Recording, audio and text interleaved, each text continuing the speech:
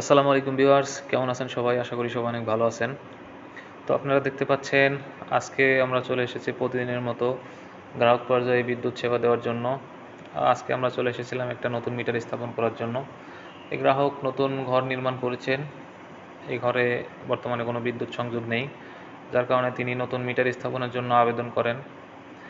আমরা উক্ত মিটারটি এখানে স্থাপন করার জন্য চলে এসেছিলাম। তো আসার পরে আমরা দেখতে পাই যে ইলেকট্রিশিয়ান ভাই ঘর ওয়্যারিং করেছেন।